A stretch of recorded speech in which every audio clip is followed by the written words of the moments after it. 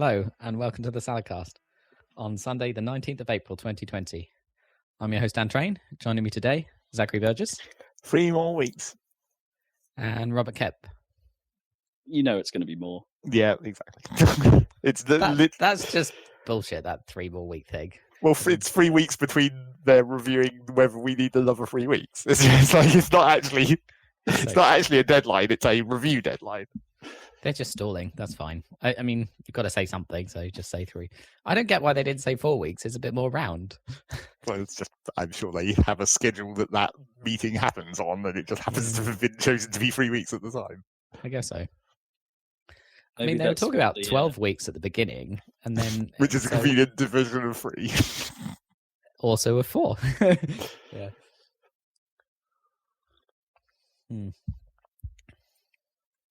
I don't know. Maybe that's when the scientists operate on whatever agency they have. They've always operated on a 3-week schedule, so we're just sticking to it. Speculation.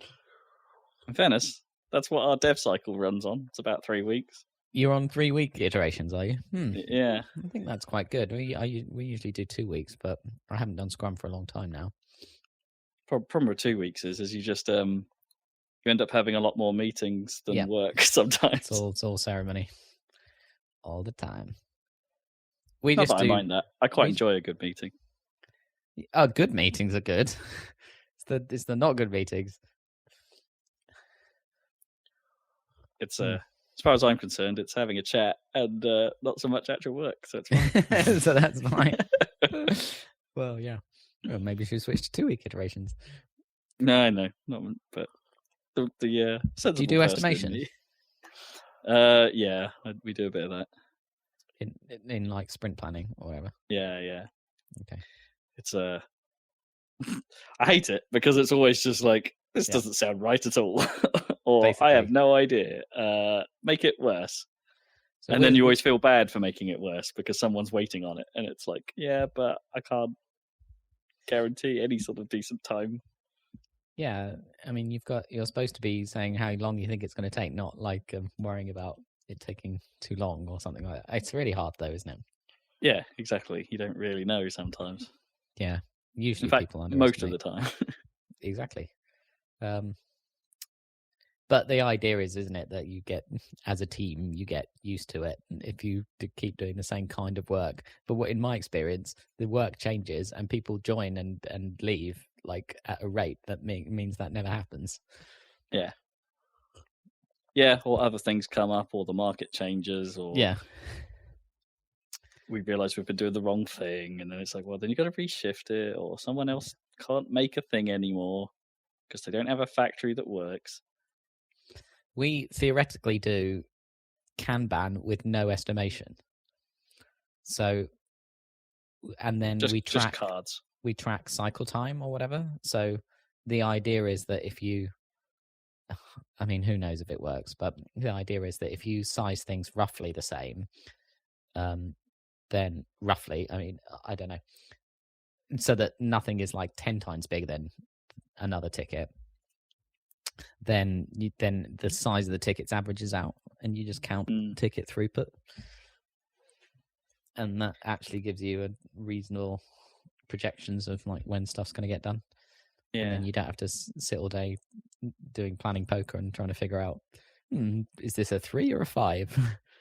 That always makes sense until you come across a job. The worst ones for me are jobs where it's like you're having to go across so much of the system, and it's like, well, I can't really say do this bit here, do this bit here, do this bit here, because each bit is probably tiny, but then it just results in implement the thing, which is huge. Yeah. There's like the middle ground is like almost impossible to properly ascertain, so you end up with some arbitrary split somewhere, like part 1. Yeah, epic of giganticness, part 1. Yeah. Yeah. Oh man, software. Yeah. Do you have a sort of super? Sometimes you can get like Scrum Masters or like project managers who are really, really into it, and I've worked with a few before. Let's put it that. But they were good, right? There was the right balance. It's good. I haven't had like those super strict rulings. We keep messing with it. There's quite a lot of process discussion at work and being like, well, maybe we should do it this way. Well, maybe we should do it this way. Maybe all of the teams should do it the same way. Well, no, because isn't that part of the agile is that you adapt to what works for your team, right? Yeah, until management get involved. Right, and and then they're like, well, we want it consistent, so we know what's going on, and it's like, yeah, no. Surely you want it efficient, not. I don't know. I guess it's like they need good reporting so they can see. Yeah, that's what happens. Is basically finance get involved at some point, and then they're like, "Oh, can we use all this to track it?" And they're like, "It's not really what it's for, but I guess you could." And then, of course, everything has to work in the same regimented way. And then it's not going to work well for all teams because it's not one size fits all. And then you're back at the beginning. What we need is another tool that they don't know about. So you can plan your work out of band from the reporting, but then you end up like some poor person's job is to try and put what's actually happening into the shitty system. Oh, that's called our head of department. Yeah, exactly. Yeah, we had that for a bit. Oh man. It's amazing how it's just the same everywhere. Not the same, not people do the same thing everywhere, but like the same shit is happening everywhere. Yeah. It's because it's natural in a way. The roles of different departments and different people fight against how those roles need to happen, and the two don't quite align. So they always end up being jostled to see if they can make them align, and it's not. It's just never quite works. Oh, agile. That's why you hire more people to fill in the gaps. That's why we have managers. Oh no. I think they do use agile in the video game industry, don't they? But not all developers, but some do. Oh, it's probably just incredibly loose. Like, I don't know. I suppose a lot of the bigger studios must have a process that they've nailed down over the years to be like, oh, this is just how we make games. I was watching Gary drive through Los Santos in Grand Theft Auto again, thinking, how the hell did this ever get put together? like that was so many people's work all had to like coordinate so that you could drive down the street in that game. It's just crazy. And to a lot of it though you can understand, right? It's like, oh, we've got some buildings that need doing, so okay, with the artwork and modeling for these can all happen in parallel fairly easily. Yeah. And the game designers can just put down big boxes where they know this building's going to be for now, even if they don't know exactly what it's going to look like. Yeah, I guess that's true. And it's like, some of it is like, there's a lot of proxying that goes on in game dev along the way, and it's which is because it's one of those mediums where you can do that, and you can put a lot of placeholders in and work it out as you go, which isn't true of all software. In fact, it's a pain in the ass. I find the whole like faking mocking stuff, thing. Like I find it really irritating doing things that way. You'd rather work with the real system, yeah. Oh, absolutely, yeah. Because then you know it works. Yeah, I know. If you mock it up, it's like it's no guarantee. My project that I'm currently working on, we're going to have to mock everything because the actual back end doesn't exist. So, it's being theoretically built. The project I'm on at the moment has a little bit of that because it relies on a bit of hardware I don't have and probably can't have for a while. So like an emulator for the hardware you can use, or well, yeah, I'm gonna have to just fake some data somewhere in the chain. Yeah, classic. Software. That's how it goes. It's weird. Now I'm at home all the time, right? Because of everything. Doing my job weirdly feels like more of a job. Me too. It's like the whole work from home thing is back, and it's like I worked so hard to get away from that. The last year was nice. I know. I've never really liked working from home myself, but it is a little bit different when everyone is working from home. I suppose, there's a lot more people willing to pick up a phone. Yeah, because they feel like obligated to do it. Yeah, but I'm getting a bit fed up with it now, and it's not 3 more weeks anyways. It's foreseeable future, I think. Of course, it's only 3 more weeks. They are so just placating the masses at this point, right? Be like, you've how much time have you done so far? Well, yeah, we can do that again, right? It'll be fine. Yeah. Without quietly saying, well, there might be 5 more of those. I mean, no one knows what they're going to do because no one has any idea what they're supposed to do. But I think it would make sense that they're going to do it staggered, right? Where like people who can't work at all will get to go back to work, and people who are fine working from home will have to continue for 6 months or maybe longer. Probably. Yeah. So I expect we'll be at home, and Zach, you'll be at home. It'll just be people who are really stuck that can go out. Maybe we'll be able to get haircuts at some point. No, I'm just letting the beard go. Yeah. Well, I've got a beard now for the first time ever. Excellent. Yep. I mean, it's pretty pathetic compared to yours, but I'm turning it to you, man. I've did my first 5K run today. Excellent. Time? Actually, no, don't need to share that. That's Can I? I don't know what's good though. Exactly. And there is no good or bad, really. It's just everyone's time is their own. Yeah. Well, I can share it. It's not a personal best if it's your first one, is it? Technically not, no. No, it's like a baseline. 25:57. Really? Yeah. Holy shit, that's quick. Is that quick?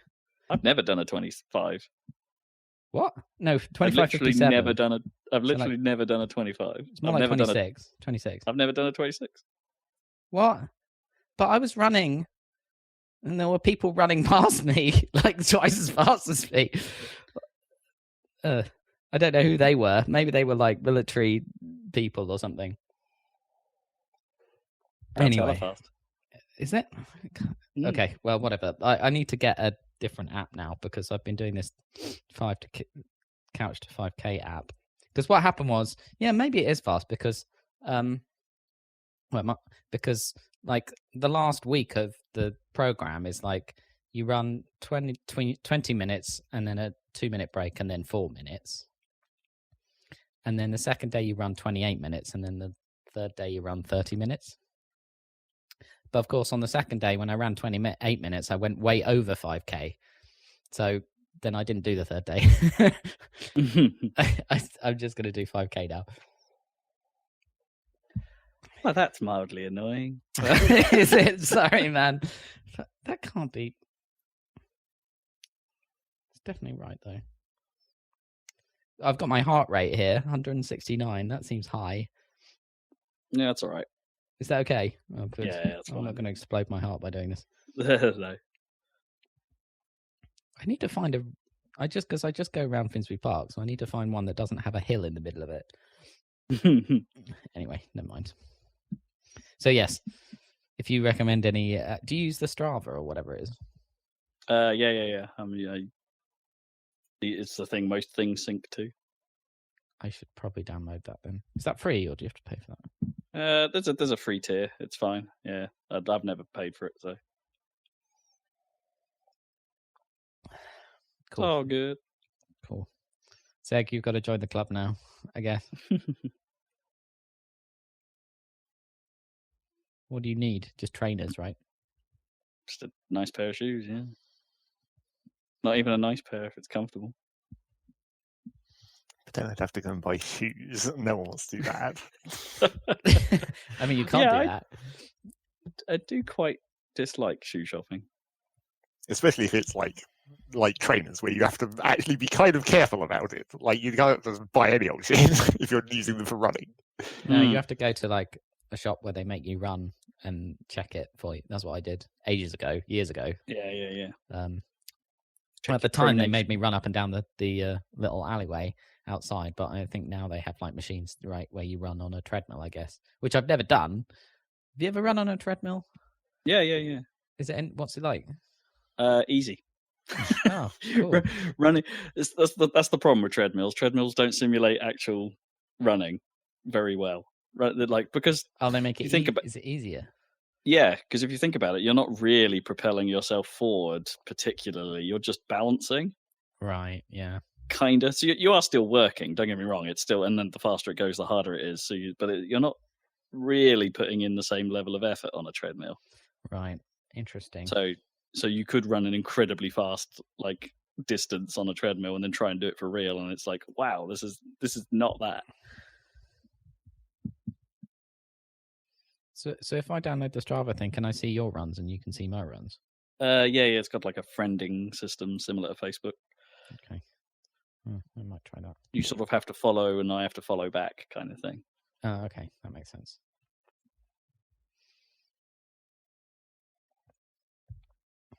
And it's very orange. Orange. Is it ready? Or it's orange red kind of, isn't it? Like it's what McLaren used to call their car color was rocket red, even though it was like a orange, really.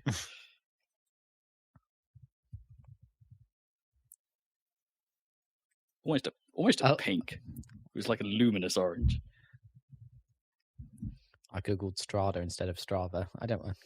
That's no good. I'm not going to get any Italian food. Oh yes, it is orange. It is kind of orange red. Orange red is a Reddit thing, which because it's the color of the icon when you get a message, and it's literally the HTML color orange red, which is a color, right? But people refer to like receiving a message as being orange red. Orange red.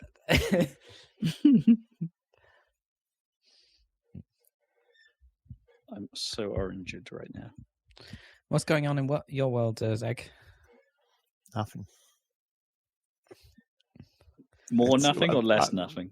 Apparently, we've reached the DIY phase of lockdown, where we've been in the house for so long that now there's nothing to do apart from work on the actual building. On the house. Are you helping to improve the building?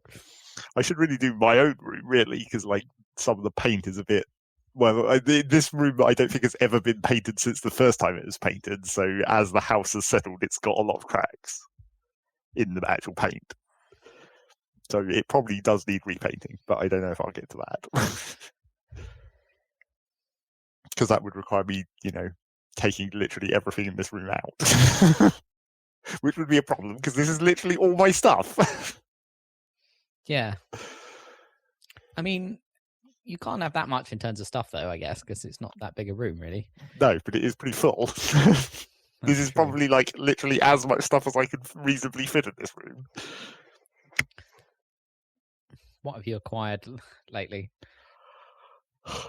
Well, it's not really been much in terms of like new stuff. I mean, we got boxes to put under the bed to contain the stuff that was already there. That's probably the most recent thing that's been added to this room. What do you keep, like backup, archive stuff, or stuff that you use regularly?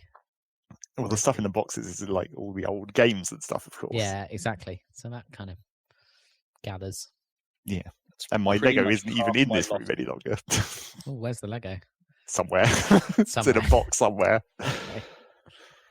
I say half my loft space is now old game stuff. I mean, that's what it's for. Yep. Zeg, I saw they've made not that we ever had that one, but do you remember the Black Seas Barracuda, the awesome Lego pirate ship from like 1991 or something? Yeah. They've got a new set from Lego Ideas, which is like a ship marooned on an island for years, and they've built a little town around it and stuff. It's like half the broken ship and half the kind of island fortress that they've made, with all the modern versions of all of those characters, and then you can put together like a modern equivalent of the original ship from the parts as well.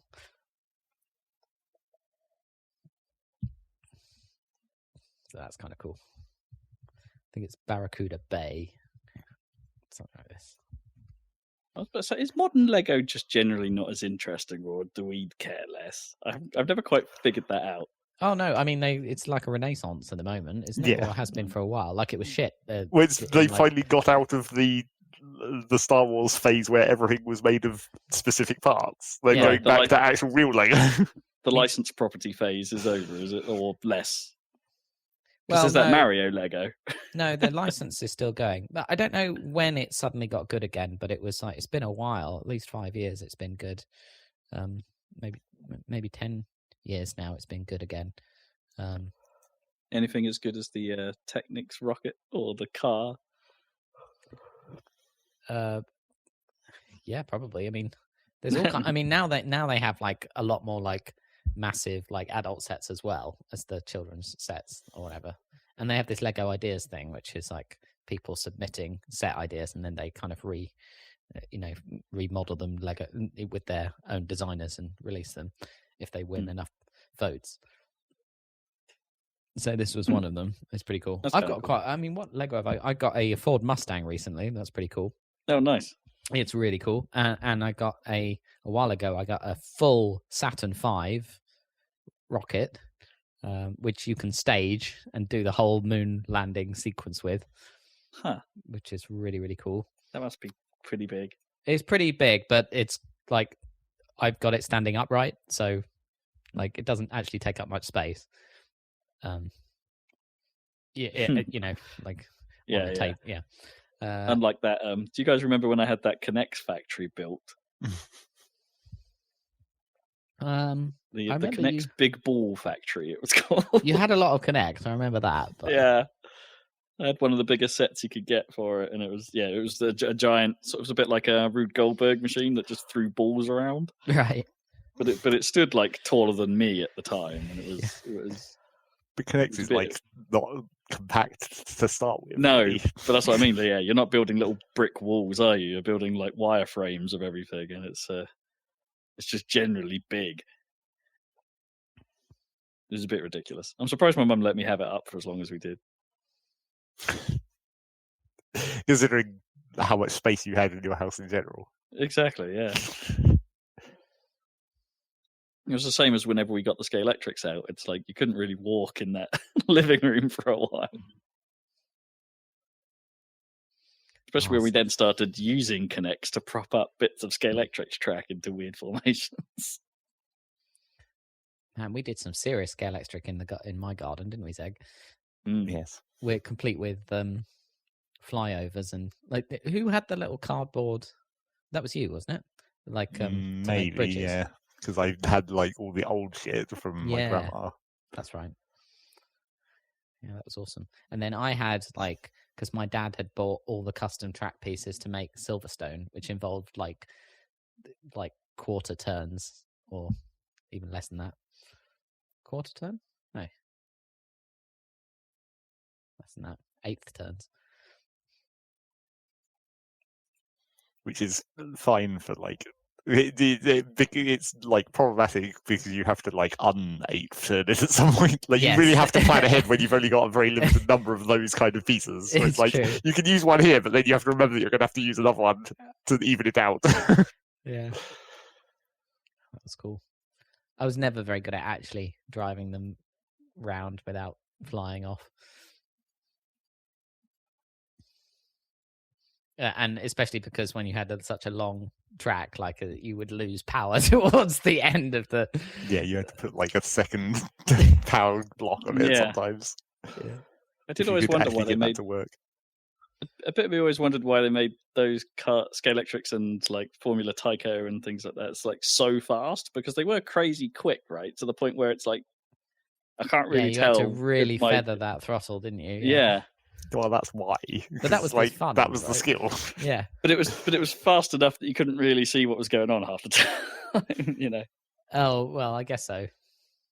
You'd prefer it to be like they need to be slower, but like even less attached to the track, so they fall off just as much. Yeah, maybe. Retain the skill, but make it more visible. Or wasn't it? Didn't Scalextrics do a thing where the cars drifted once? Yeah, like where they special weird setups. Yeah, I mean that sounds cool. How did they drift? Because obviously, like the pickup was at the front of the car, so they practically already drifted sometimes. Yeah, a little. Depends on how grippy the rear wheels were. Because which way around was it? The rears didn't really do a lot, did they? They were just freewheeling, and all the power was at the front, right, on those things. I guess so, because if you got the pickup at the front and the drive at the back, they would just never go in a straight line, would they? I mean, that would be quite fun to try.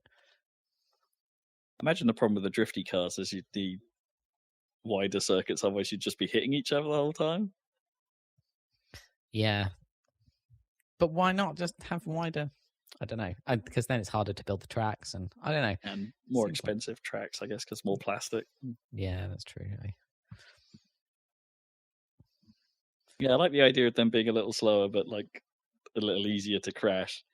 Because when they that was the other thing. When they crashed, they didn't just crash a little bit. They crashed a lot, right? They were like halfway across the room. And when they were like plastic versions of like F1 cars, they had all like quite delicate aero. Oh yeah. No, we had a load of those. Yeah, because my dad had a ton of. I think it was old like 1960s Formula One stuff, like really old cars. That he had one of the 6-wheeler like F1 cars. Oh, those are cool. Yeah. But it was those things were fragile. I think we broke quite a few. Yeah, which is looking back is like, oh, that was really stupid. We shouldn't have done that. I mean, I even managed to hurt a locomotive on the Hornby Railway by going too fast, and it came off and it snapped off one of the buffers. Oh yeah, no, we did that all the time. I forget what train sets we used to have, but the little plastic couplings. Yeah. Between trains, they would always go naturally. Yeah, it's kind of annoying because that's what you need, obviously. Yep, to make a train work. To make it a train and not just a loco engine. Loco engine. Indeed. That's the name of our new game engine. Because this is a podcast about video games. This is a podcast about video games. And we have some news for you about what's going on in video game industry. Do we? Except we don't really. What's been going on? I suppose we better talk about that PS5 controller. It's a controller. Because they still haven't revealed the console. They still haven't revealed the console, whether it looks like a giant V. The answer is no. However, this controller's like design language probably tells you it's a lot about V-like, what it's going to look guess. like. Yeah. Yeah. All controllers are a bit V-like. I mean, the controller's more interesting than the shape of the box, in my opinion.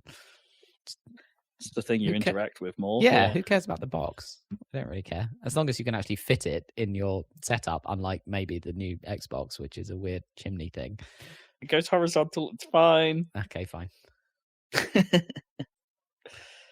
Yeah, so a controller. It shaped like the old one. It looks different because of the way they've kind of coloured it, I would say. The paneling is strange. But shape-wise, it's like the old one, but dare I say it, a bit more Xboxy. Yep, that's exactly it. It's an Xbox controller, just with different stick placements. Which is good, because I think the Xbox is probably slightly better in terms of the handles and shape. Absolutely. In my opinion. I'm with you there. I think it's the Xbox has always had a nice feel to it, although the PS4 controller is pretty sweet. It's I like just something about how, especially the newer ones with the micro grips or the micro texturing on them. Yeah, the new Xbox controllers are just nice in the hands, and they kind of always have been, but they've been refining it over the years.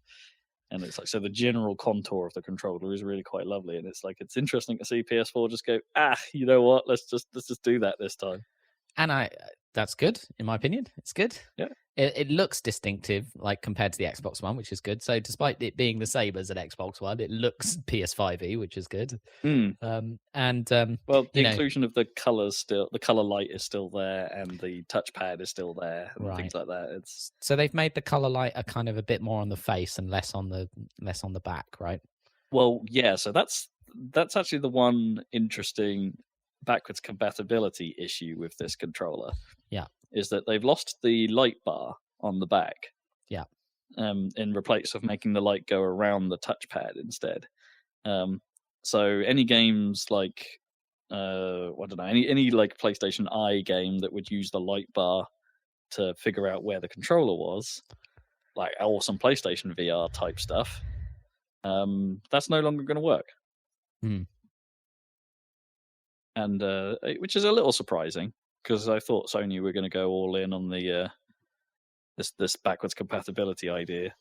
But I suppose it's getting harder and harder by the fact that the PS4 controller has a lot of crazy stuff in it. When you think about it, the Bluetooth speaker, which is now also a microphone in the new controller. So it's like Gary's been something playing Grand Theft Auto 5, like I was saying, and it's pretty weird how when you get a phone call in the game, like the character on the phone speaks through your gamepad, right, yeah, but you speak on the screen. So it's a bit weird. I'm not sure I like it, but it sometimes feels the wrong way around, doesn't it, when it happens like that? I don't know. I forget how because Lego Undercover was one of the first games I played that did that, and on the Wii U, because the gamepad would act as like your radio and information deck, I suppose. So conversations would all happen down there on the gamepad, with the subtitles and character profiles and stuff all appearing on the screen down there. It was it felt novel then, but maybe not now. I'm always surprised when my controller makes a noise.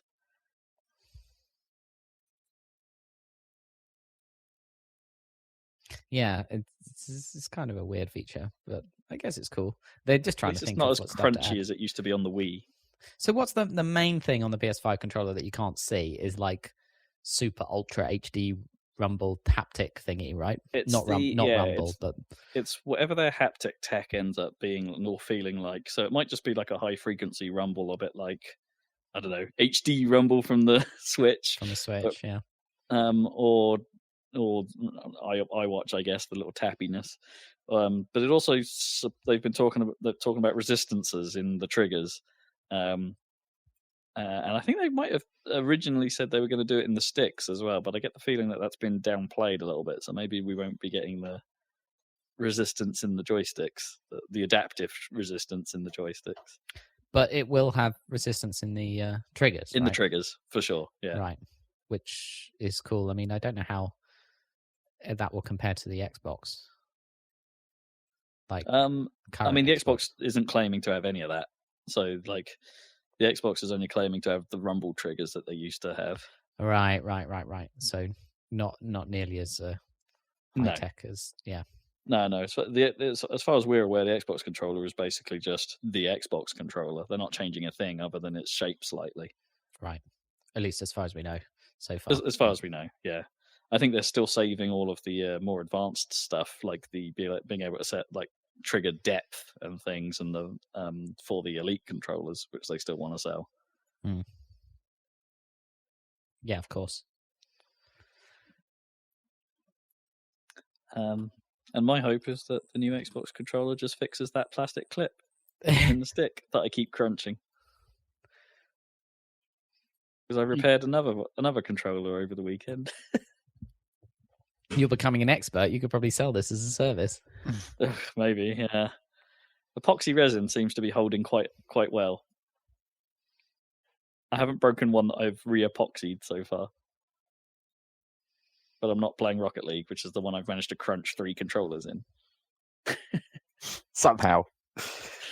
It's just Rocket League. It's just the tension where you go like, ah! The clench. The clench. I think you probably could do it in Halo quite easily because you're clicking the button to crouch a lot. Well, yes, that's why it's weird for Rocket League, because you literally have no reason to click the sticks. It's purely accidental. Exactly, I just do. And because it's a button, that's now a problem. I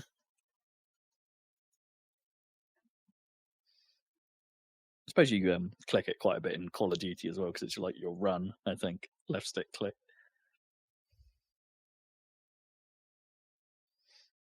That's true. Okay, this 5 controller. It does look a bit weird, but I think it kind of looks cool, and it'll look different in other colors. Like I'm sure you'll be able to get it in black. Yeah, I mean it's interesting that they're showing it in white, right? Does that mean that that's their primary color for the console? It could well be. I've got my PS5 Pro is all white with a white controller, and I think it looks really nice. But yeah, there's something about the new controller that just doesn't look classy, if you know what I mean. It's almost it's almost too gamery in that sort of that gamer look is a thing now, right? All like gamer high-end gamer tech has to have spiky edges and colors, and it's the colored LEDs that make it that aesthetic, isn't it? Sure. Yeah. It's like mechanical gaming keyboards and shit like that. Gotta have angles. Yeah, angles. Angles. Okay. What else is going on? Not as I say, not a lot really. Japan are shutting their ratings board for a whole month, which means, well, better hope no games wanted to come out because they're not going to get rated. But I guess ratings happen a long time before games actually come out. So yeah, sure they'll find a way to unbottleneck the one of the few industries that can operate in this situation. Yeah, it is an interesting one. I wonder why they would shut down, because it's like, I say, if any industry can work remotely, it's ours. Yeah, it's weird. Well, we'll see. Any more for any more? XCOM. Oh yes. Yeah, so they've announced a new XCOM, I think standalone small title, cheap, I guess, or it's called XCOM Chimera Squad, set after XCOM 2. I think. Yeah, that's right. So now it's a world where the aliens invasion has happened and everything, just like in 2 or whatever. But now, like, some of their aliens are working together with humans, and it's become like an integrated society. So now people on your squad are some of the aliens from the previous games with their abilities that you can control, and you're like a sort of spec ops squad in the city, dealing with some new threat or something. It looks a little bit anime style, like, and a little bit sort of more lighthearted. Yeah, I noticed that because it's like the artwork for the alien, like the alien smiling at you or something as well, sort of like an A kind of. Yeah, because of course it's sworn enemies from before, right? And now your teammates. So I guess they're kind of playing that up a bit. The Buddy Grey. But it looks like you're only in one city or whatever. It's not like a whole world type thing. So okay, you have like you're not building like an ant farm style base like in traditional XCOM. XCOM 2, you were building a base inside your sort of flying thing, weren't you? Something like that, yeah. You were just sort of repairing it almost. Yeah, repairing it, yeah. I think that's not in this game. You just sort of have a hub base that you sort of has all the parts and you just sort of move around like a big menu, I think. So it's a standalone thing, but probably a bit more like a standalone expansion kind of deal. Is that the thought here? Or? I guess, but it looks like it has quite a different tone to XCOM 2. Because XCOM 2 was quite oppressive. Like it had some serious turn limits going on. Well, that's less to do with like the style of the game and more to do with a design choice for the like mechanics, which that would be the one thing that I hope they would change, because it was a pain in the ass, and that's why I never got very far in XCOM 2. No, they made XCOM 2 a pain in the ass for some reason, which is really annoying because XCOM Enemy Unknown was so great, but but they recognised that you could sort of game it towards the end, and although it did get very hard. So they were trying to force you out. I know what they were trying to do with XCOM 2 design, but they went too far the other way, I think. Yeah. Well,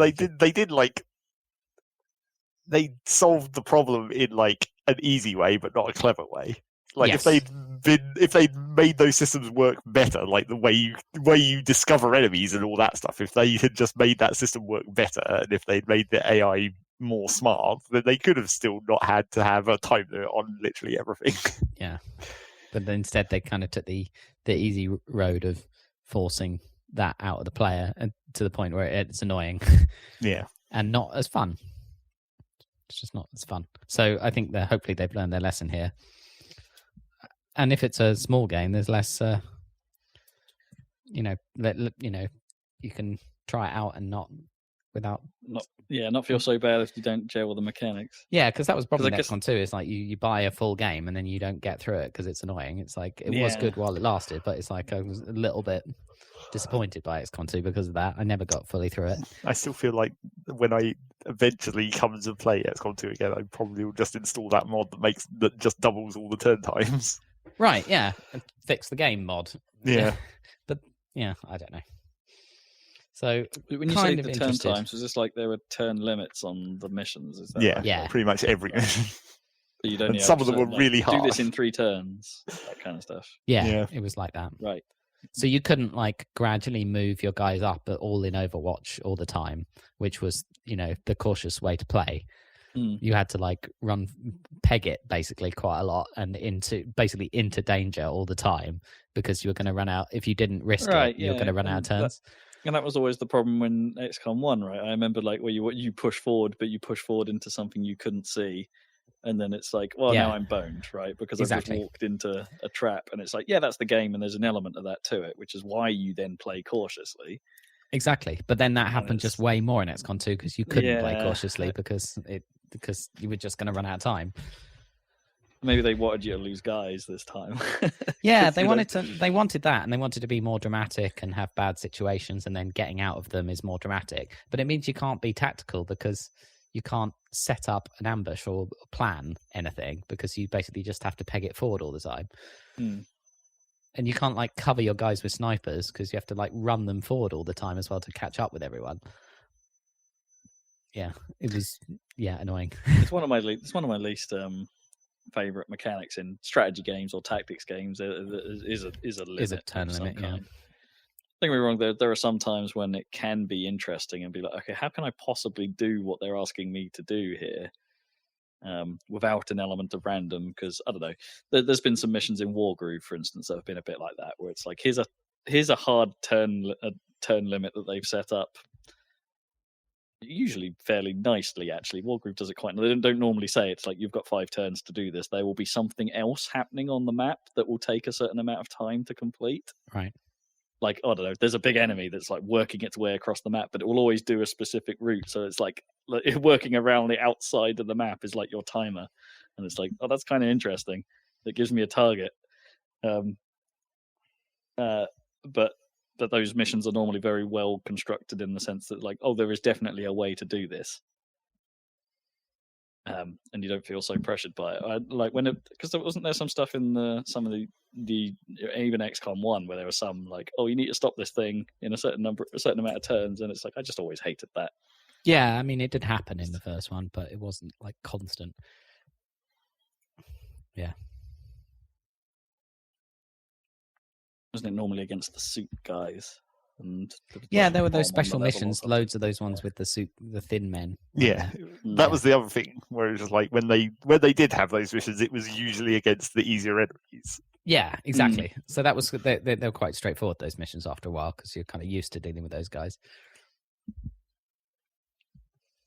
Man, that game was great. That first one. It really is. This is why I'm hoping Gears Tactics will be good, because that's like about to come out.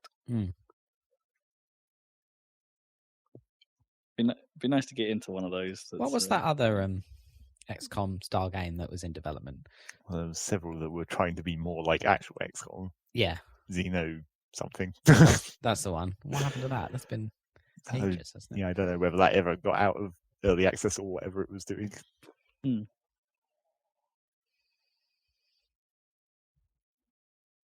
remember anything about that one. Wasn't there that Western one as well? We're like walking into like towns a bit like Armadillo, and then trying to tactics your way through a gunfight there. Well, that sounds fun. I forget what that was called. It was a few. I think it was like a couple of years ago. It was at an E3 or something. And I should probably. It exists. You can probably play it right now, but I can't remember what it was. I mean, I've never even played Mario Cross Rabbids or whatever it is. Kingdom Battle, yeah. Yeah. Every now and then I'm tempted by that still. Because it's not a Nintendo game, it's a Ubisoft game. It tends to go quite, relatively well dealed. Yeah. In fact, it might be on sale right now. Anyway, sort of excited for the prospect of more XCOM if they fix those problems. So that's cool. Are you a little bit worried that they might overcorrect? Yes, sure, absolutely. In that, they went too far with XCOM 2, and they'll go too far anti that again somehow. I quite like that it's a small game, like, and they're not. That kind of makes sense, right? I think they have to start a bit tentatively after that. Oh, that was the other one, Massive Chalice. That's worth a play. If you fancy a game like that, I enjoyed that. Yeah, I forgot about that. Right. Any other news? Well, there's been some. I suppose we should pay our respects to the notable voice actor deaths. Yeah. Who's passed away? The voice of the soldier, right? Yeah, the voice of Soldier from Team Fortress. Unfortunately, I can't see through the glare of the sun at my monitor, which is away from my couch. Rick May, I've got here. There you go. Thank you. Yeah. The guy that played Leon Kennedy from Resident Evil 2. Paul Haddad, I think it is, or something like that. Oh, and there's a third that slipped my mind. That's bad. Japanese guy. But anyway, apologies for not remembering and not having notes while I'm sat here with my Spitfire. It's obviously sad. A lot of them were already quite well. The soldier, I didn't realize how old he was. That's ridiculous. Right? Yeah. It's like, he must have been quite old when he was like 75, I think. Right. But that means he must have been getting on a bit when he played soldier. That's like, it's impressive. That. He had a good intro movie or whatever they were called. Man, that's a long time ago now. I heard that TF2 is kind of dying. I think it's been kind of dying for like several years, though. I think it's pretty much dead now. Because I think the entire team worked on Half-Life Alyx and are now moving to whatever the next thing is, which might be Half-Life 3 from the looks of it. Let's hope so. There hasn't been a meaningful TF2 update for a long time. I think they're done. Well, apparently it's flooded with aimbots now, or something happened. They didn't bother updating VAC, even though it's like doesn't seem to be working. So sad times, but had a good run. Team Fortress 3. They can't do things with the number 3. You know that. Just skip to 4 then. I don't think they're interested in that anymore. Like I don't think Valve has any desire to compete with Overwatch or whatever. But they do it so much better. Oh, I don't know. Overwatch is a great game. Come on. I still don't understand why you didn't get into Overwatch there. It's not a mystery. It shall not be told. Yeah. You just got put off at the beginning, and now it's like massively more popular, I guess. But did you ever think about trying it again? Get in at Overwatch 2 or something? Well, I mean, that would be the more sense plan at this point. I guess so, yeah. Although they are still they're still updating Overwatch 1. Like they oh yeah. Within the last week, I think they launched a new hero. So and another new character enters the fold, which I played a little bit of again because it drew me back every time something new happens. And it's still cool. It's still interesting. I think they've definitely been winding down. Finally, they're like they haven't done quite so much work this year. It seems their events have been more retreads recently rather than brand new stuff. But they're still working on it. It's still good. And they're going to have to keep working on it if their plan for Overwatch 2 makes any sense at all. And they're going to keep supporting Overwatch 1 with all the main multiplayer content. In the theory, yeah. It's still weird. Right, it's time for what you have actually been playing.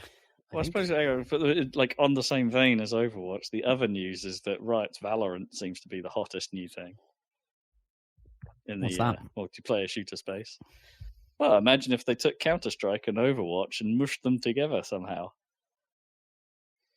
So the precision and gameplay of a Counter-Strike match, but with Overwatch's art style and character abilities. Right. Okay. It seems pretty cool. I mean, it sounds in cool. Closed beta right now, and Kippers has obviously been playing it because he plays everything like this. I've been trying to get my beta key, but still haven't got one. Because you have to just watch Twitch streams, and watching Twitch streams is a mostly painful experience, if I'm honest. Every now and then you come across a streamer who seems relatively sensible, but most are annoying as hell. There you go. It's my sweeping judgment of Twitch. Streamers are annoying. Watch Happy Salad videos instead. Yeah.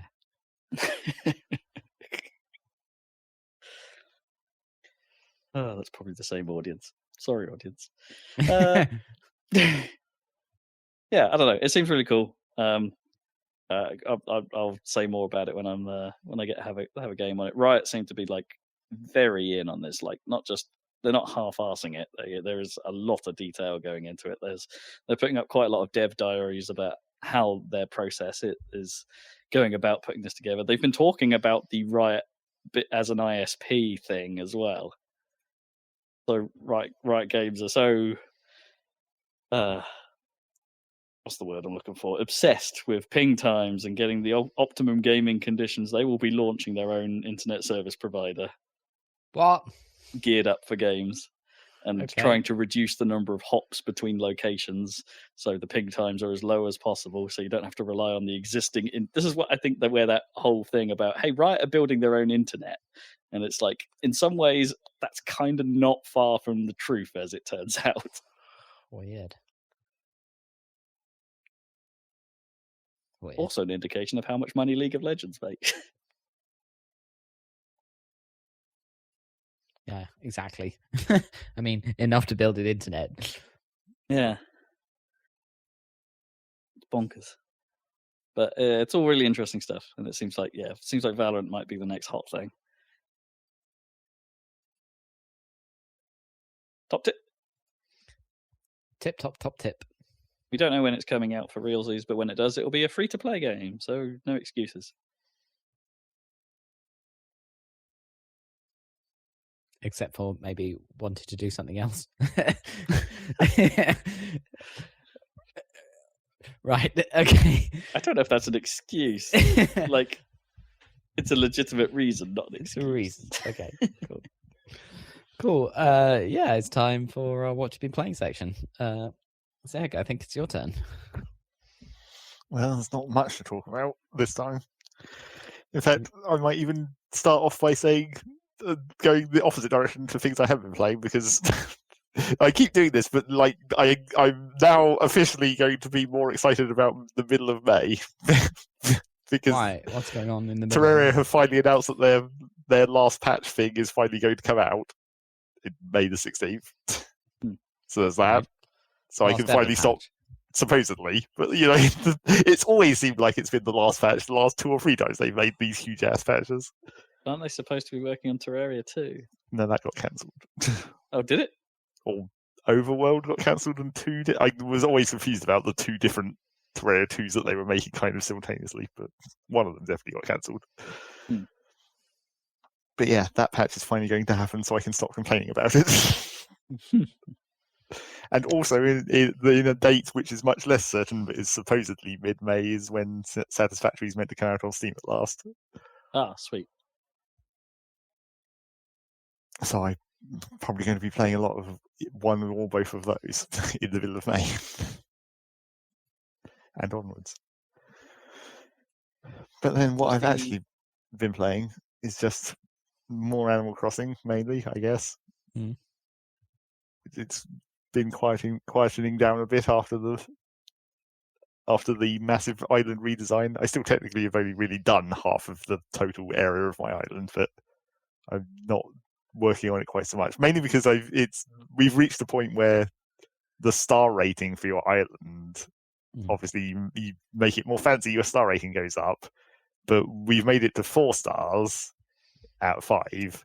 But in order to get to 5, you have to have like the upgraded shops, and that's just like you just have to wait for that to happen. You can't do anything to speed that up, really. So we kind of... How long until you get your 5th star? Like months or? Well, theoretically, the shop upgrade can now happen. Like after a month, it theoretically can happen, but apparently it's not really certain what triggers that. Like I've seen things that say it's like you have to spend a certain amount of money at the shop, but it's like a really tiny amount of money, so everyone will have just done that, and then 30 days, and then it's just meant to happen. But supposedly some people have been like, yeah, it just did, and then it was like a month later until it actually did have to order. So we'll see about that. And yeah, I've just been fiddling around doing small amounts of design. It's like the middle of my town. I've pretty much finished doing all the design work for that, apart from like there's just like 2 big holes where shops theoretically will be. It's like, providing the shops are sort of the same size as the other buildings, this is where they'll go. Right, yeah. Prepared. But then that does mean that I can't fully finish like everything, because you want to see like what the frontage is like, so you can put other objects in front of it nicely and not like obscure the doors or whatever. So yeah, there's that. And we had a bad week of the stock market and didn't really make any money. Well, made like 30% profit, which is practically nothing. You might as well break even when it's 30%.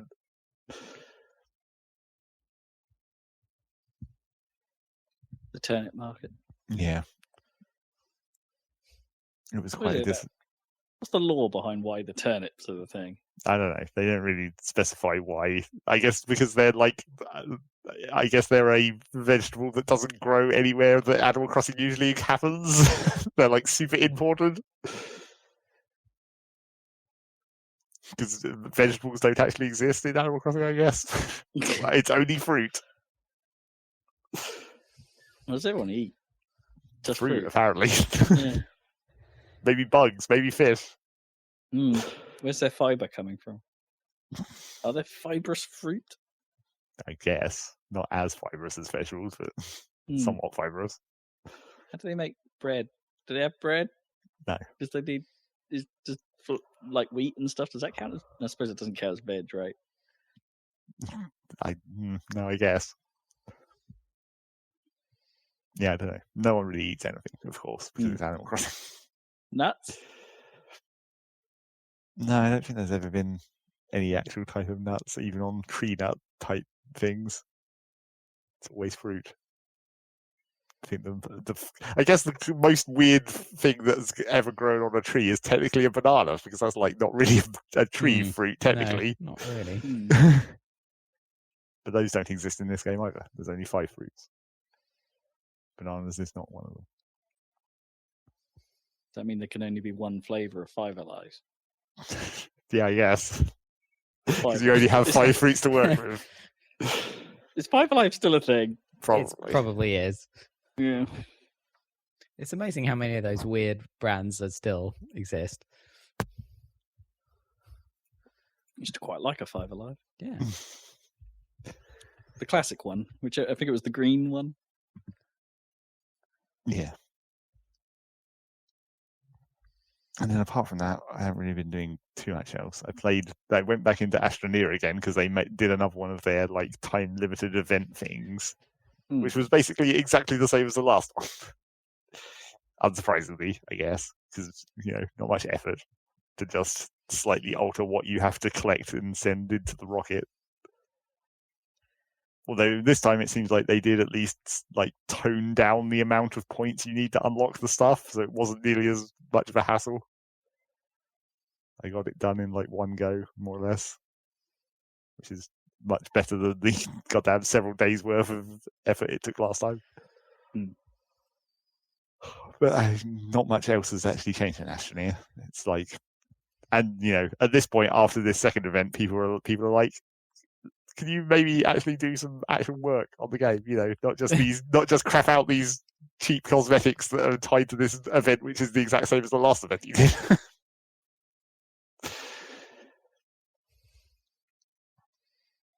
But who knows? I think Astroneer has definitely reached the point where it's been out for 3 years. This is the point where it's like they're not going to actually do any more work on this, are they? Not any really significant work. Maybe one or two things occasionally. And the engine is not going to significantly change at any point. It's still going to more or less function the same as it does now.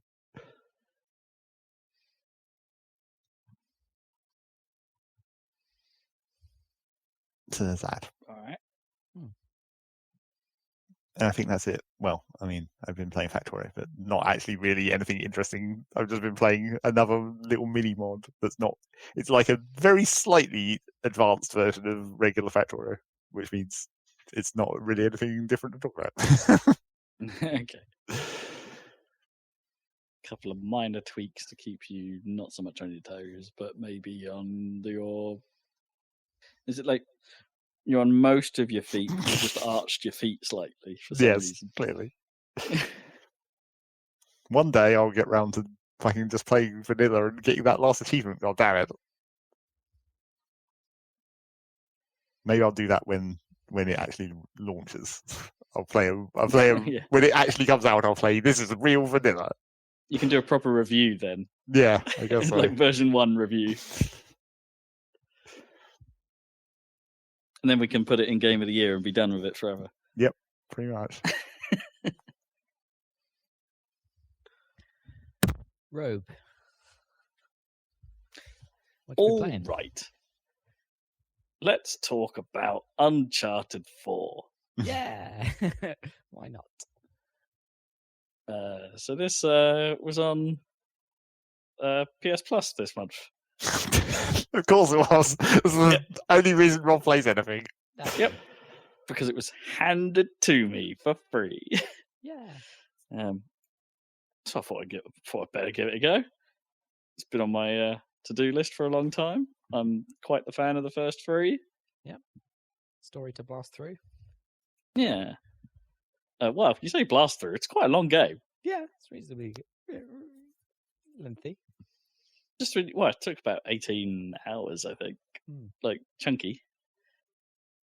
I think you get to a point where it's like, wow, this must be where the story's wrapping up, and it's like, oh no, this is going to carry on for quite some time. Yeah. How about now? Oh no, there's a bit more. What about now? Ooh, an epilogue, you say?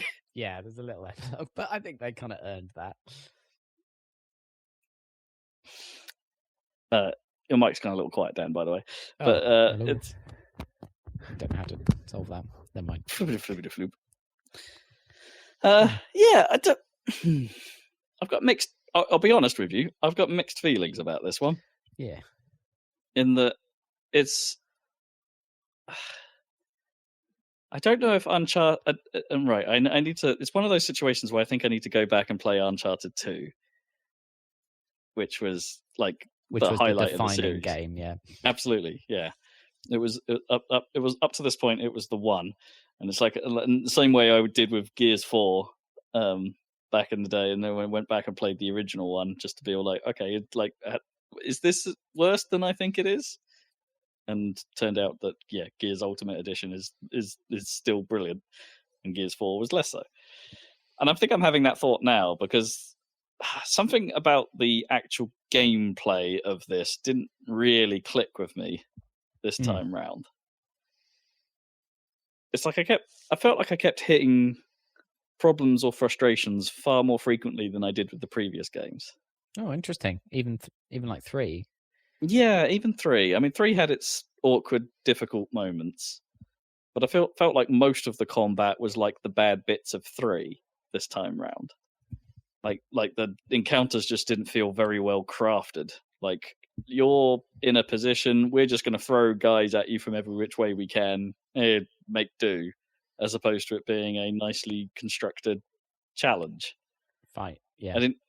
And the way that bounces off the mechanics. Like I don't get that feeling like that. Like overcoming a scenario is a feat of skill, or and doesn't carry that satisfaction that a Halo fight does, for instance. I mean, it's very few things do. It ain't Halo, that's for sure. Yeah, I know what you mean. But it like there's something of, I don't know. Like for start, let's start with how it starts, which is its reliance on stealth, which is they've definitely amped that this time. Even compared to 3, where I think they started to go heavy on stealth. It's like here, it's like almost every encounter starts with stealth. Yeah, that's true. And I don't think that's massively well implemented here. It's quite forgiving, but the environments are such that it's possible for you to have never seen a guy and for them to somehow be behind you when you're in the middle of stealthing a dude. It's like the lines of sight are weird enough in almost every environment that it's almost impossible to see everyone before you go in, which is fine. But then it doesn't mean you have a particularly clean line. Because I guess you're supposed to mark everyone, right? But it's quite hard to see everyone because they're all around corners and stuff all the time. Not everyone patrols a particular area that you can see. So even when you've moved through a few guys and you're then having a little look around to see if you can spot anyone new, it's like you don't always see someone because they'll be specifically like a couple of floors above you in this ruined building, and there'll be a specific hole that you have to walk past. And there's usually a guy right where that hole is, so you have to get that guy. But the process of getting that guy totally exposes you to the guy above that you have never seen before. And it does that a lot, and it gets really quite frustrating. Because you're like, I was trying to play by your rules game. I was trying to stealth this perfectly, and it always goes wrong. And the problem is when it goes wrong, you're often at a huge disadvantage because the guys will be all around you. Yeah, and I think this is where that way into the middle of it. Yeah, or even if you're going around the outskirts, it's like there's just a lot of guys around you that suddenly all zero in on your position. You're like, balls, what do I do? And the game's not that. I think I struggled with this a little bit as well. The game is trying not to be the shooting gallery, right? So even when you're in a firefight, it's trying not to be that stop and pop Gears thing, even though that is the primary shooting mechanic. It's trying to force you to move quite a lot. But even then, I don't think that's very good because of the environments and where everyone can be. Like, so you could move into an area only to find yourself, there's someone still behind me somehow because they appeared from a room 2 floors above me and dropped down behind me. Oh, look, and it's the guy with a grenade launcher. Well, I'm dead, aren't I? And there's absolutely nothing I can do about that. And it's true to the character in the sense that it feels like more luck than judgment. Most of the time, those encounters. I didn't really feel like when I got through some of the harder ones that I was doing it by skill. No, I was doing it just because I just happened to be in the right place and the guys didn't walk round that corner this time. So I didn't.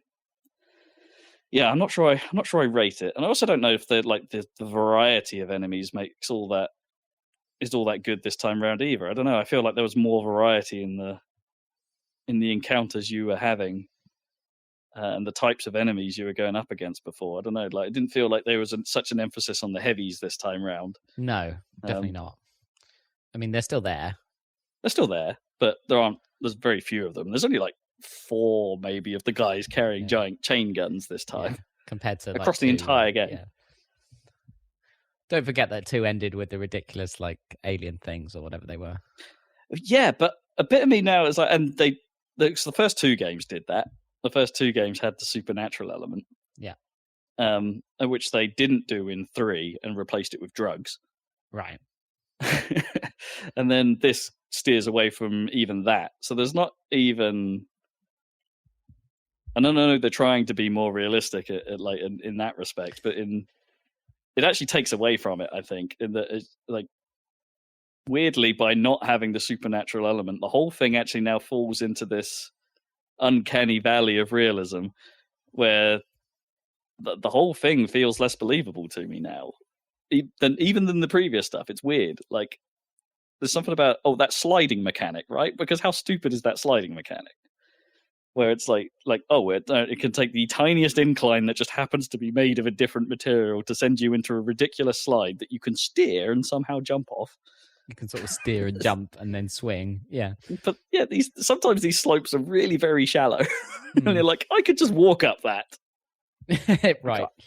It's like, I can't climb like you, Nathan Drake, but I can walk up a slope. I mean, there's some crazy acrobatics and at some of those caves. You're doing some serious climbing and sliding and jumping and swinging. It was like I immediately had a problem with the rope, right? Yeah. In terms of the breaking me out of the realism thing, because it's like, oh, I've got this mysterious rope that can just like a grappling hook that can ungrapple and retract. Yeah. It's like, okay, look, whatever, game, I get it, but it just immediately sort of like starts being like, okay, it's not as realistic as your everything else is making out to be. No, it's definitely not. And then you get to the point where it starts becoming the Happy Family murder game, and you're like, but it's even less like the murdering part of Nathan Drake's character is even now actually feels just like he's the bad guy, because in the Italy mission towards the start of the game, you're just indiscriminately killing security guards that are probably nothing to do with even the bad guys and the bad guys. Yeah, they've just been hired to like defend this villa for some posh party or something, right? So in that respect, you are actually killing innocent people this time. Although, are they like mercenaries from the South I mean, African we don't know at that point, but they're nothing to do with Nadine's army, probably, like and Shoreline and that stuff. And it's like that's as soon as that starts happening, I had that sort of like, whoa, hang on a minute.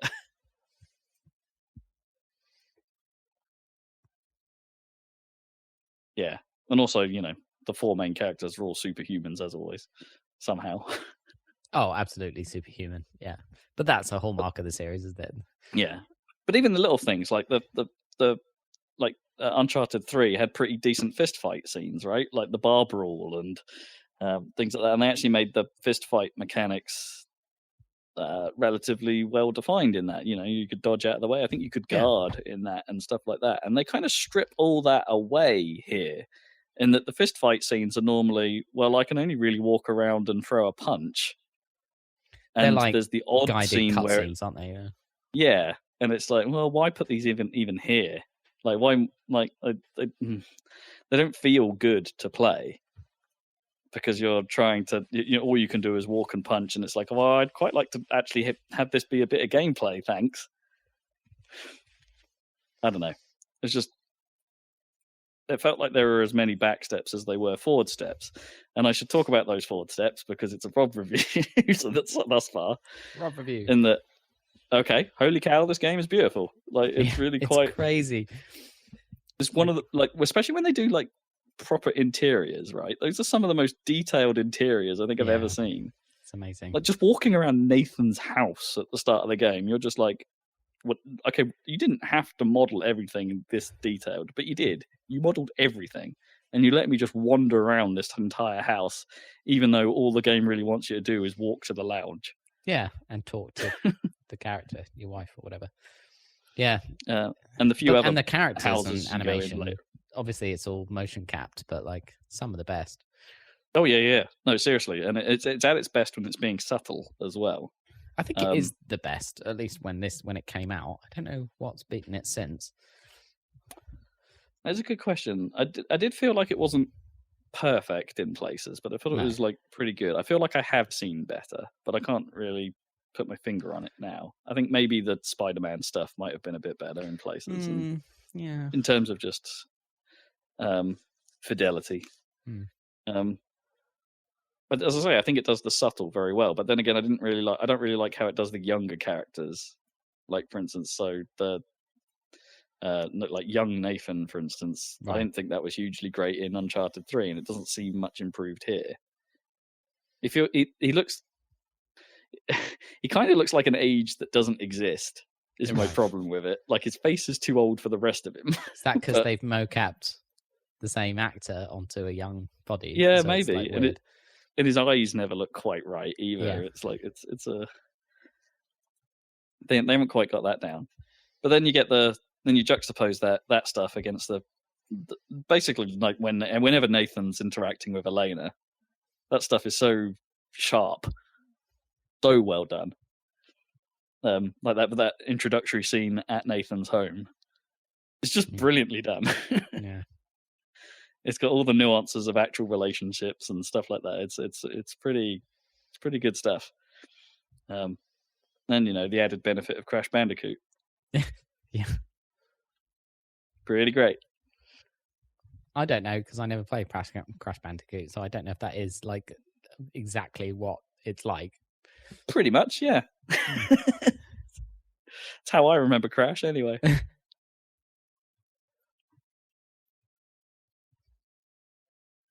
So yeah, it has storytelling. I think is pretty good, and I think the way the story actually unfolds is pretty good. Like, I ended up being more drawn in by that than anything else. I think when they do the big set pieces, those are again better visually than they are gameplay wise, but they are quite the spectacle. Like the bit they showed at E3 with where you're escaping the tower in the middle of that Madagascar city. Oh yeah, crazy. That is clearly the highlight of the game in terms of spectacle. In terms of set piece, it's just ridiculous. It's like the equivalent of the train, I suppose. Yeah, but even if bits of it I don't think play very well. Like, I don't know, when you're in the backs of the truck shooting at the bikes coming past, it's like I actually don't think some of that played particularly well at all, especially then when you have to transfer between the vehicles. And they've done vehicle transfer combat before. They did that in 3, I think. And once again, I feel like it looked better but played worse than that. Yeah. I think you're probably right there. Yeah. And I didn't like the actual driving bit leading up to a lot of that. Like the bit that it was too easy to get lost in one of the bits in the middle where you get cut off in the like square area, and it's like, okay, where do you want me to drive here? You clearly want me to drive down this thing and then be cut off here and then go down this thing, and then they say they actually shout at you up the stairs, and I'm like, I can't see any stairs. I don't know what you're talking about. And they're sort of behind a bit of sunbloom and a hedge and a fence, and you're supposed to just drive through it. And it's like, well, I couldn't see any of that. It's like there's some elements of the design there where it's just like, well, it doesn't quite work. It's almost too realistic to the point where I don't know what you're talking about because I can't see it. I don't know. And like while I'm in rant mode again, it's like little things. It's like the control wasn't always as tight as I wanted. Like frequently in combat would loose, roll off. Yeah. Yeah, frequently like if I'm trying to get in and out of cover, for instance, that was a pain in the arse. I'd often do the wrong transfer or just stand up randomly, and I'm like, no, don't. Oh, I'm dead. Or roll off a ledge, or just really annoying things that you don't intend to do, and it just happened far too frequently. I've been stuck. I managed to get stuck on bits of geometry and just couldn't quite figure out how to get him to do the motion to move to the next bit until I was able to. I figured out I could move away from the bit I was on and then move back in the direction I was supposed to be going, and then it would figure out what I was supposed to be doing. There are certain bits where when you get that sort of like climbing pick. There are certain jumps where it's clearly got a bit of wall where it wants you to use it. You can see it, but you could have just jumped it. Like your hands are clearly going over the ledge above, but the game wants you to use the pick. Right. It's so like, you have oh, come use on. What it's prompting you to do. Yeah. Yeah, exactly. And there's moments like that where it's just a little too handholdy, I suppose, and not flexible enough to be like seriously, you're going to make me do that? All right.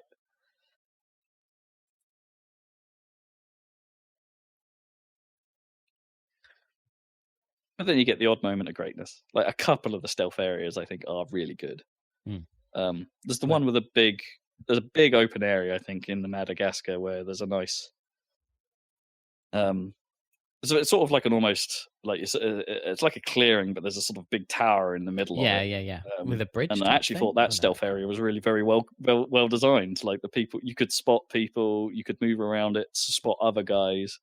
There was a couple of approaches you could do. You could target that sniper that's there, and pick him out first, and then use his vantage point to find everyone else that you need to worry about. And it's like it's very classically designed, but quite well constructed. And I think that was one of the few areas of the game where I managed to 100% stealth without getting into a firefight. And it felt really good. But yeah, that's definitely a good bit. I like that bit, where it opens up a bit and you can drive around in the Jeep a little bit. Yeah, that was really nice. It's not fully open, obviously, but it's like a taste of, I mean, it's not Metal Gear Solid 5, is it? But I think the game, I think there's a bit of that there. Like, I think the game does downtime very well. It's a weird thing to sort of, often as a guy that's normally like mostly about the gameplay and the action. It's like, I don't know, this game, I felt happier with the game when I wasn't doing a whole lot. When I was just exploring and like trying to root out treasures or being actually interested in the environment I'm in. And I think the game's pretty good at that in spots. I like that kind of stuff in games, so maybe that's why I was more into it. Yeah, because I knew that the gameplay wasn't going to be best in class, because it. I mean, oh sure, yeah. As I say, I'm just not sure it holds up even against the previous Uncharted games. That's my big worry here. Yeah.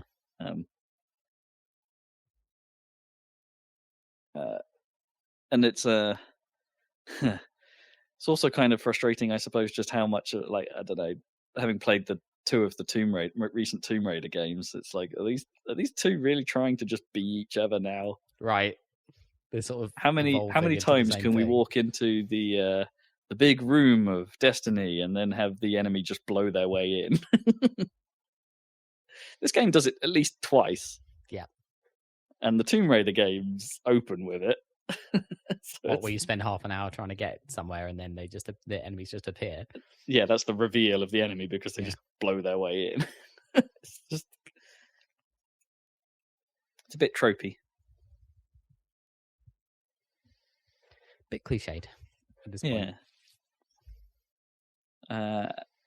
Yeah, so I wouldn't say again, bit of a Rob review. It's better than I'm making it out, but there's just a lot of little things that were eating at me a bit. I don't know. I wouldn't even say the visuals weren't even 100% perfect at places. I could get things to cull, so I could see empty space at certain angles, and there were odd. I found one spot in the game where there was very much a shader glitch where it turned everything pink and sparkly and like an MPEG encoding for some reason. It was really weird. So it's got some rough edges here and there.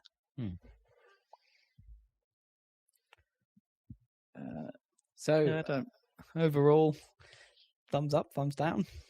Thumbs up, but not the uppest of thumbs. It's always good when you have to take the thumbs up scale and start gradiating it. Exactly the opposite of what it was intended for. So it's still a thumbs up, but like if I was to put it in against the other Uncharted games, 2 is still the highlight. 2 is the highlight of the series, yeah. But I mean, there's nothing quite like that when that came out. A lot of things have kind of copied some of that stuff since then. It's also, I think I'll be surprised if we get another Nathan Drake game. Yeah, I think it's pretty much done. But they're going to make a TV show, aren't they, or something? Is that right? Netflix? Is it?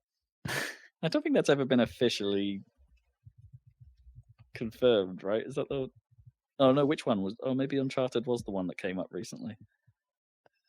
There was the talk for years and years and years of them potentially making a movie out of it, and that they should cast Nathan Fillion.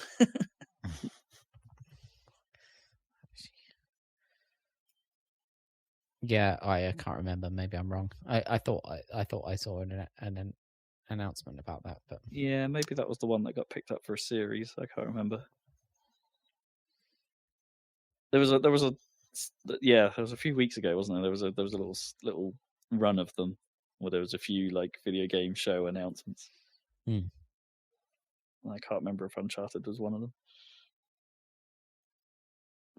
But I don't think we'll see. Not being spoilery or anything. I'm not convinced we'll I mean, there's still room, I suppose, to see another Uncharted game. They did do that standalone mini one after this that focuses in on the returns to Chloe as a character. Yeah. So there's still that to play, and that's supposedly pretty good. So maybe there will be more Uncharted, but it'll be a different thing, I think, from here.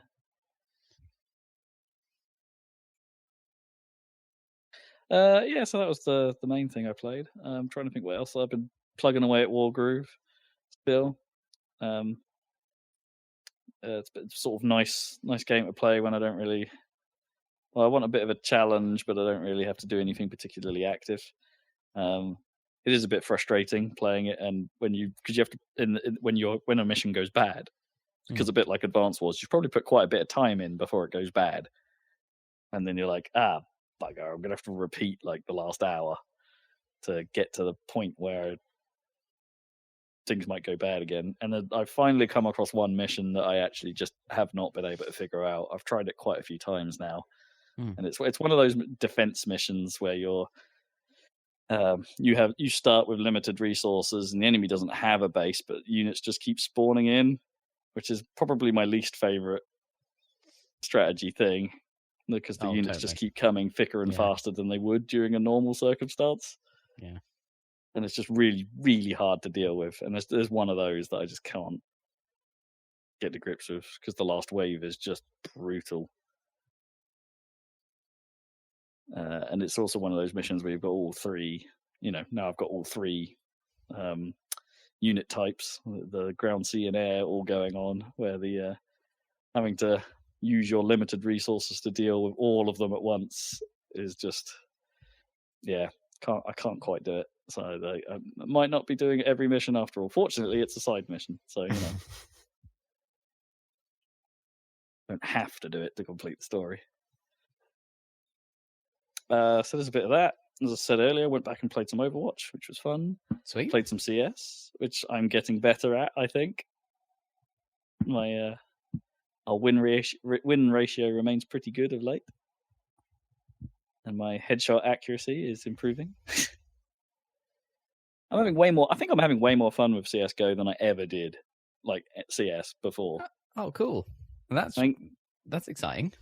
Yeah, it's kind of. I don't know why now is the moment I've got into it, but like I always had problems with CS, even when we used to play it back in the day when it was new and kind of exciting because it was new.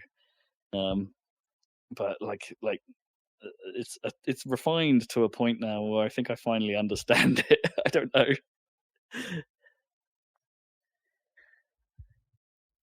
It's a good fun time. Free to play now as well, so Oh, no great. excuse. I'm going to say it again. No excuses. Unless you want to do something else. Or find its bullet spray weird, which it is. Oh, how so? Well, it's just they've Counter-Strike's bullet spray has always been bizarre, right? Because even though the Crosshair has that kind of like the Half-Life style expansion thing, where it's like it starts, it supposedly shows your accuracy. It's like where the bullets go is actually kind of nothing to do with that. That's just like a vague indication. Yeah. The guns all follow a specific spray pattern now, like a fixed spray pattern. So it's like you have to know how to pull the gun after you start shooting if you want to sustain a load of fire. And so most of the time you're actually shooting quite a lot lower than someone if you're sustaining fire. Like you could shoot below their feet and the spray will just go up. We'll hit them, yeah. And it just looks weird. Like it's always looked weird, and it's always felt a bit weird. Like I'd almost rather have a recoil I have to manage, right? So the actual view wobbles more, and I have to counter for that, so it still looks like my crosshairs are over the dude.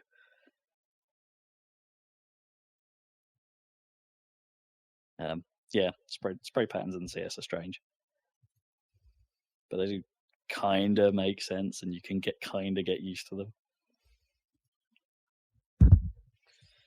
So there's that. What else have I been playing?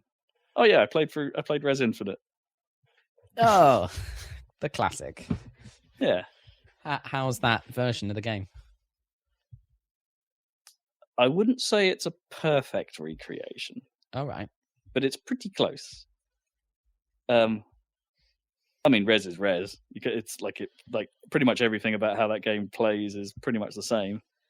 But the key component of Res is the sound part, right? Yeah. And that's kind of where you have to be picky about this.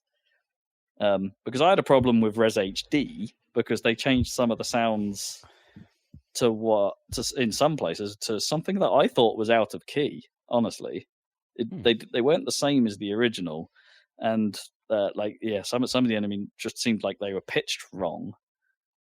And so when I got to those certain bits of levels, it was just so jarring to me that it's like, no, this version is wrong. Don't like it at all. And in Infinite, at least, none of those problems exist. Like everything is pitched correctly. Oh, good. Okay. But where I will say there is an issue is that they have changed the balance of certain sounds. Right. And there's nothing you can do about it. So like the most obvious example is in the first boss, where between the phases of the boss, it would have a little you'd have a bit of an explosion. There'd be a nice little, like almost an 808 drum fill going into it, like and it would be like explode for a bit, and it would explode with this vocal that just went wah. And but they've really toned that down. And that's super disappointing because that's one of the iconic moments of that boss fight to me. It's like that's the feel good, yeah, come on, we're getting through this. Yeah, it just explodes into a yeah kind of thing, and that sound is really quiet now. Like it will do the drum fill still, but instead you'll get like a chord. It will be like blom blom blom. I think it was like always there, but was downplayed, and now that's in the foreground, and the vocal is in the background, and it's like why did you do that? That's the wrong way round. That's pretty weird.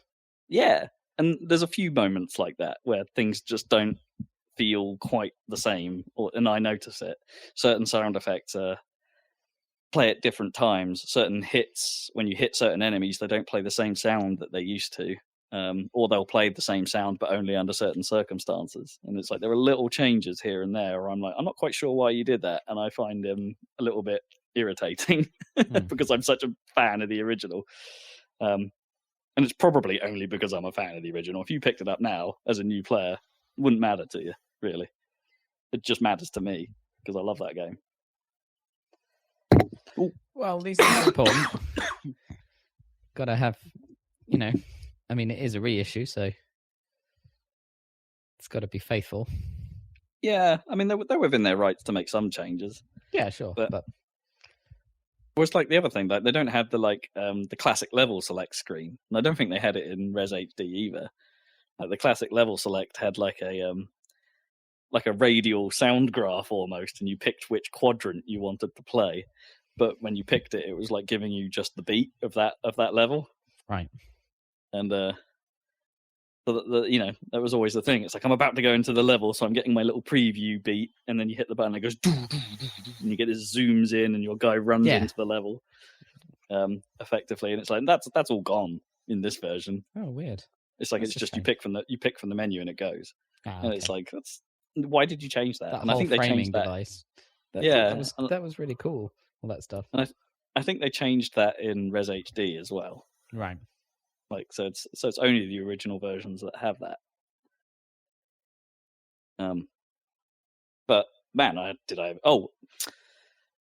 other thing to be aware of, sound balance wise, if you're using a 5.1 setup, it likes to route all of the bass through your subwoofer. And I mean all of it. So on my default configuration for my system at home, the bass was very, very heavy. So I had to turn down. I basically had to turn down my sub to play it with the correct balance. And I think that's because that's probably what powered the trance vibrator kit. Oh man. So if you were using like a rumble suit, they should reissue that stupid thing. Well, they do you remember when they announced Res Infinite, they made the Res suit that was like an LED covered full body suit that people at E3 could wear. Of course they did. No, I don't remember that, but yeah, it was a crazy cool thing. But I imagine they're just feeding the sub channel into it to do the vibration. So yeah, be careful of that. You might need to tweak your system to get it to sound right, because the bass was far too heavy when I played it. I think it's fine when you're playing it, because I've played it through headphones as well, and that seems fine. I think it's just the 5.1 mix that you might have a little bit interesting. But that's not all you get with Res Infinite. It's like you get that Area X thing. Yeah. And that's kind of cool, because that's Res, but in a different way. It's like it's a different Res. Like, it's not just a new area, but it's a different take on the formula. So is this meant to be for a, It's sort of VR focused, yeah. But you don't need VR. You can play it without. But the VR element is obviously it's clear that there's some element there, because you can actually freely move around the space now. It's like, so you can move forwards and backwards. You're not just totally on rails. And I'm not sure it's in like 100% successful, but it does mean there are certain areas in this where you have to specifically, like, I need to fly towards that thing so I can shoot it, so I can get in range and shoot it, basically, and then that will do a thing, and then I can do some more things, and I can tackle certain fights in different ways by, like, or maybe I can tackle it by getting behind these guys and then do something that way. It's like you could play around with it a bit like that. Honestly, I think I'd prefer it to just be on rails, but hey, it's a thing they tried, and it's interesting. It means you can play it at your pace, which might be better for VR, if you see what I mean. Like, if people are sensitive to VR, they might want to slow it down by not moving forwards quite so much. Like, maybe. But they've also changed how the whole thing renders, right? So it's almost, if you've played Tetris Effect, like, you'll get that vibe from Area X. It's like it's particle driven for the most part. There aren't so many wireframes going on. There's more. Everything is more built out of, like, dot lights, which gives it, again, a different look and feel to Res as I know it. But it's not an unwelcome change. It looks very pretty. It means they can throw a lot more around. They do a lot more flashy effects, and like, enemies will phase in through the walls, but because the walls are particles, the walls all sort of move and wobble out of the way as enemies come through them, which is kind of cool looking. Oh, cool. And then you play Res, basically. You shoot at things. I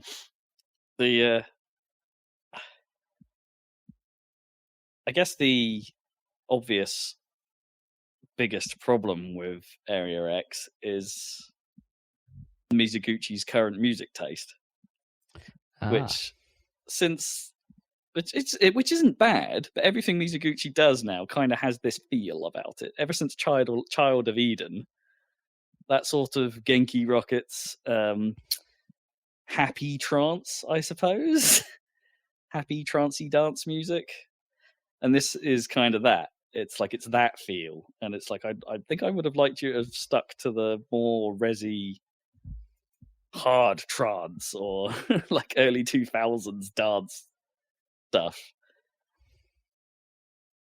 It's sort of it sort of feels more Child of Eden and less Res, if you know what I mean. Oh, okay. Yeah. It's sort of changed over the years, yeah. Yeah, it's thematically a bit different, but it's not all the way Child of Eden, but it's that way. It's just the way the Gooch likes to make music, I think, now. The Gooch, yeah. Even though most of the Res soundtrack wasn't written by Gooch himself, right? The original Res soundtrack was all brought in artists, but because Mizuguchi can do that now, he tends to do that now.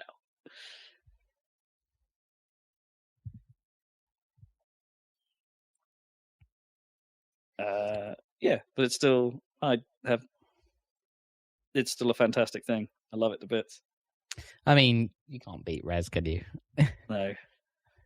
If I had to critique the original game, the only thing I don't like about the original really is after Area 5's main level. and you get that boss rush and the final boss.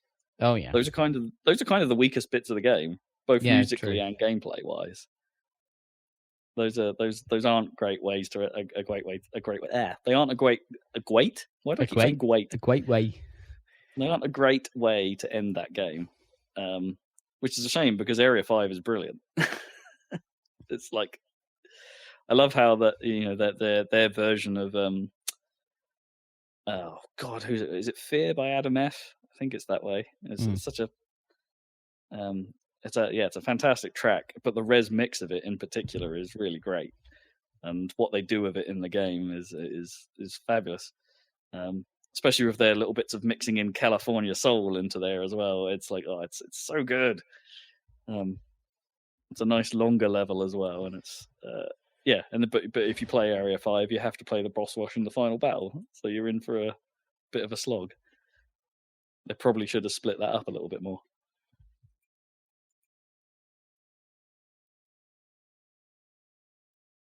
But anyway, Res. It's pretty good. Pretty good. Pretty good. Pretty good. And that'll probably do me. Still playing 2 Point. Still. How much more do you still have to do? I'm doing that high tech level.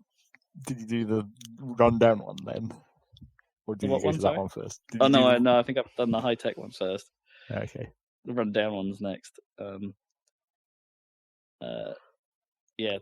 this one I found a little harder actually, like to make the money work this time. I've been like juggling loans for the first half of. I'm all right now. I'm swimming in money now, but I was having to take out loans and repay them, just to build rooms that I needed.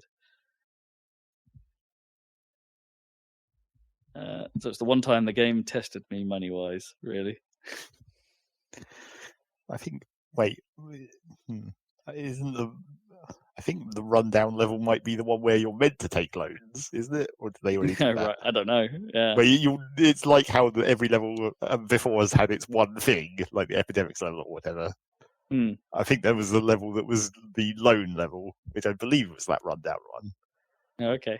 But so maybe I will have trained myself into how to do that one. Well, maybe, but when I played that rundown level, it's like I took the one loan at the start, the sort of tutorial one almost, and then I never had money problems again. So they didn't really put that much, didn't really design that level that hard towards forcing you into money problems. And it's again weird that they were like, we're going to sort of tutorialize the whole concept of loans at the second to last level of the game. Yeah, that is weird. Especially given that the advisor is telling you all the time if you're anywhere near zero money. It's like, oh, perhaps we should take out a loan. Yeah. Not that complex. Well, no, there's literally nothing to it, really. It's like just a single button, almost. Pretty much. I think I've found adding copious amounts of smooth jazz and brass as a good move to adding to that soundtrack. I might add some Moog cookbook. I think that's my next move. Is it Moog or Moog, Dan? It's technically Moog, but people Moog, say Moog. That's what I thought. Yeah, I always say Moog, but yeah. I think a lot of musicians just say Moog.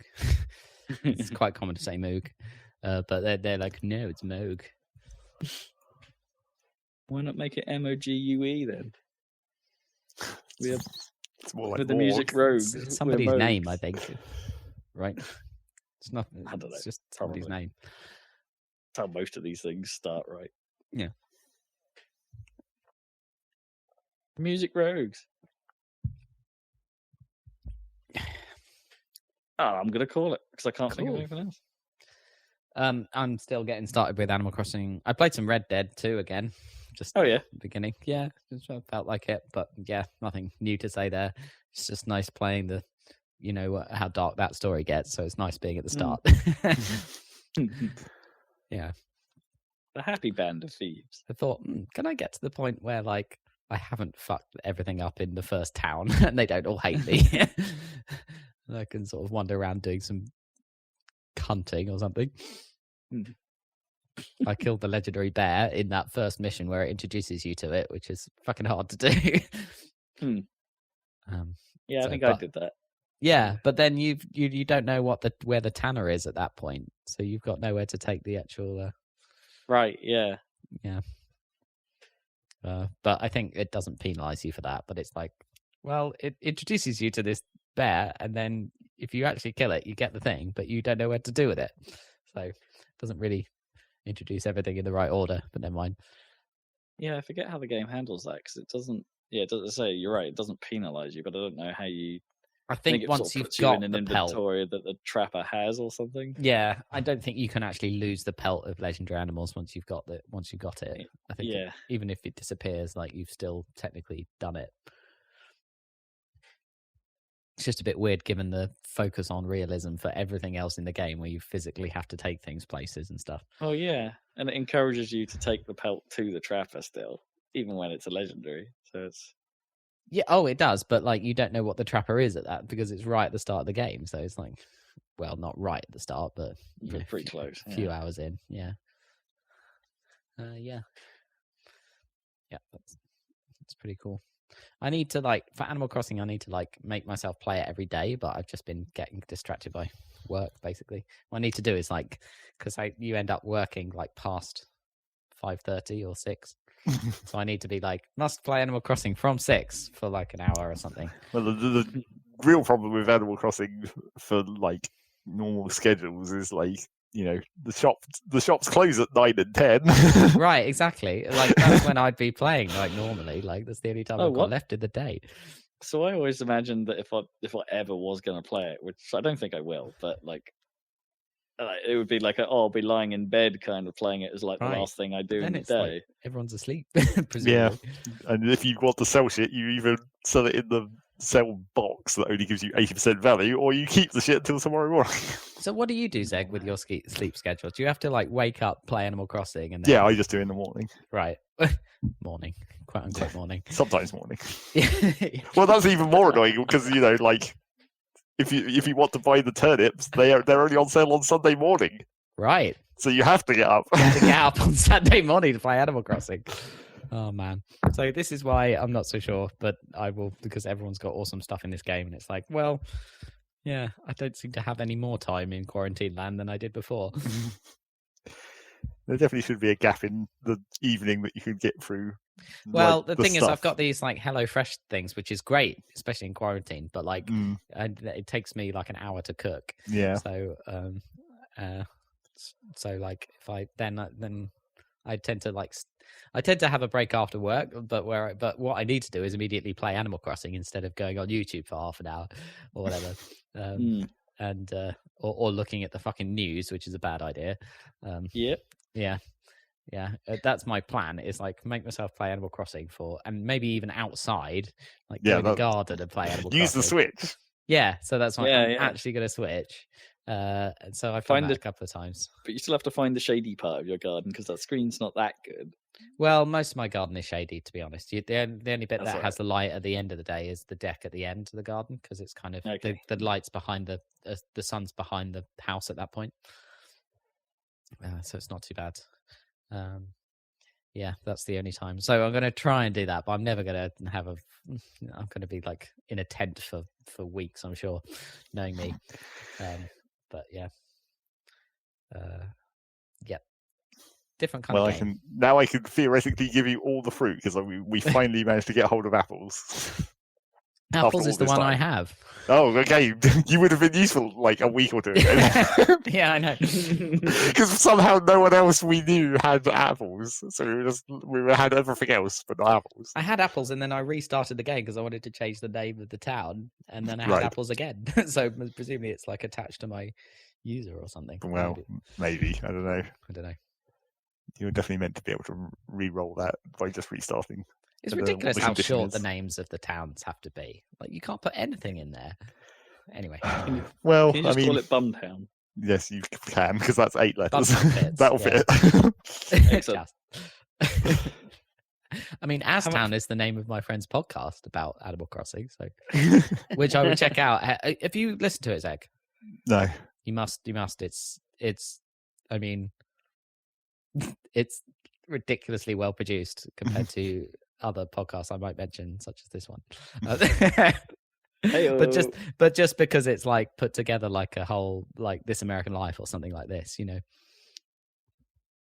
but I would definitely check it out. I finally got Stephen to listen to it, and he loves it. So yeah, shout out to Asstown from High Score Club. Find it on iTunes or wherever you get your podcasts. Wherever you get this podcast that you're listening to right now, it probably has it. It'd probably be in the same place. Straight to your ears. Yeah, but all those episodes were made before the new Animal Crossing came out. But I'm sure there will be some even specials. more of an ass town now. Old ass town. Exactly. And I pop up in one of the episodes playing a part. So listen out for my voice. Are you Tom Nook? No, I'm myself in my flat, but the sort of, well, you can tell me what it is. Animal Crossing kind of home inspection team have come in, to check out my flat, and I'm like, what the fuck are you doing in my flat? They don't come in during the day. They come in at like 6 a.m. while you're still asleep. There you go. That's the trick. And actually, I think when you get to it in New Horizons, it's not implied that they don't even actually go in your house; they just look in the windows. Oh, okay. Which is kind of more creepy, almost. Yeah, it's pretty dodgy. Right. Thought you were going to say like they hacked your Nook phone or something and just get the video off it. Everyone's house actually has security cameras built in. You just don't know. Yeah. Nook doorbells. It's a Nook. Obviously. Nook. Oh, and I guess the other thing that we've played is Return of the Obra Dinn for like a short time. So check out that video when that comes on. If it's like up quality enough to actually upload. I don't know, Rob. I mean, it's ropey. We need to work on that. Okay. We should do some more of that though. Hell yeah, I'm up for doing more of that. That was interesting. Yeah. And there's some good videos up. The Fez one's really interesting, so check that one out. Any more videos coming up? No, just that. That's all scheduled to go up next weekend. So we have the schedule. So check that out next weekend, and we'll be back the following weekend with another Saladcast. Bye.